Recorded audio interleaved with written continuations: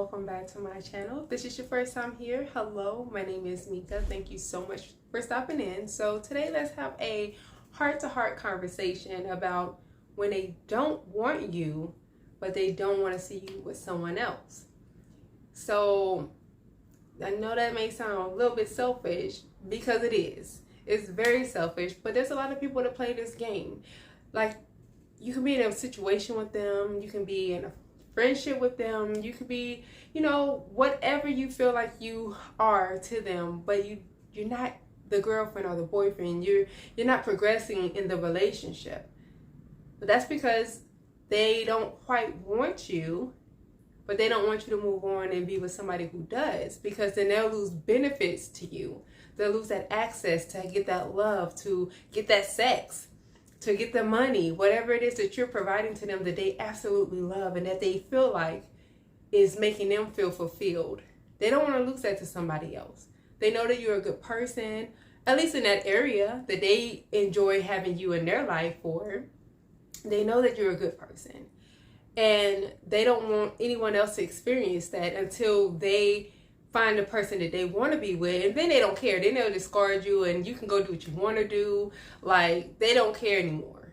But until then, they're going to hold on to you.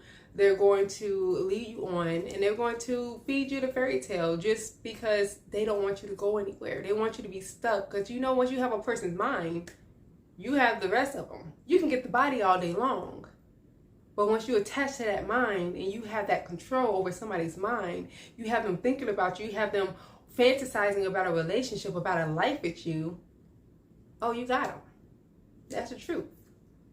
I've been both victim and predator of that kind of behavior. And let me tell you, it doesn't feel good. It's not right to do that to anybody, but a lot of people do it. And sometimes we do it unconsciously, but we know better. If that makes sense. It's like, I know this person wants to be with me. I may not want to be with them. Or even if you're in a relationship with that person, this person wants to marry me. I don't really want to marry them, but I don't want to lose them either. I don't want to lose the access. It's not necessarily losing them that you care about. You're losing that access to whatever good they're giving to you that makes you feel whole. And it's very selfish. Think about it this way. Have you ever been in a situation, a relationship even with somebody, and you're like, I'm ready to progress to the next level. I'm here for you. I'm supporting you. Whatever you need, I give it to you. And they're gladly accepting it. They're not telling you anything differently. So you're like, so what's the problem? You make it like I'm a great person. You make it like you really like me. So why can't we move forward? And they give you every excuse. Oh, I have to finish school. Right now, I'm working on my my bag. That's more important right now, because I'm trying to clean my credit. I'm trying to pay off student debt. I'm trying to buy me a home. Just wait for me. Right now, I am still trying to figure out where I want to be. I'm trying to figure out if I want to move states. I'm trying to figure out if I want to, build a career, be an entrepreneur. Like, I'm trying to figure that out for me. Oh, right now I'm not ready yet because I need to work on myself. I need to make sure that I'm getting everything that I need in order to be a healthy and whole person before I be with you, because I love you and I don't want to hurt you. I just, right now I'm in a relationship, and I need to get out of this relationship or marriage or whatever. Don't be talking to nobody to no relationship or marriage, y'all. But if it happens, it happens every day. If it happens, know that they'll feed you any excuse, and it makes logical sense. That person could be addicted to some type of substance. That person could have had a record. That person could be struggling with something financially. They may be mentally struggling with something, and then they're using that as a way to tell you, like, sit still. Let me work on me. Let me get myself together. Let me be in better position to love you and to be in a relationship with you before we progress to the next level. And you believe it. But the whole time, they know in their heart and they know in their mind that they don't want to go to the next level with you. Like I said, you can be in a whole relationship with them 5, 10, 15 years, and they know they don't want to marry you, but they'll just keep on giving you an excuse. Well, let me work on myself on this. Let us work on figuring out a way to better communicate. Sometimes they'll start turning the tables on you too. Like, well, once you start showing me that you can communicate better with me and that you can trust me, then we can go ahead and get married. Like, they'll start playing those games, and then you're like, yeah, I do have trust issues. And it could be something that they done, but in that moment, because you just want to believe that they're telling you the truth so bad, you'll start looking at it like, well, it is probably something I'm doing, so let me work on that. And you'll stop focusing on them so much and divert that attention to yourself and start trying to work on bettering yourself so that you can get to that next level with that person. But the whole time, it's just on their agenda. They don't want to marry you. They don't want to be with you long term. They don't want to be with you forever. So then later on, your common sense will knock you upside the head. I promise you it will. And you'll start to wonder, like, you told me to work on this. I worked on it. You know, I've been patient. I waited for this. You got the job. You got the career. What's going on? Like, now, are we going to get in a relationship or not? Are we going to get married or not? And then they'll still be like, oh, no, you know, making up excuses. But as soon as you fall back, as soon as you start distancing yourself and being like, you know, I'm not playing this game anymore. I want something, you know, that I want a real relationship. I want a marriage. I want whatever you want. You know, I want kids. So sometimes people will play with you on that too. Or, well, once we get our finances right, we can have kids. And every time, you know, everything is getting better, they still have an excuse why they don't want to have kids yet.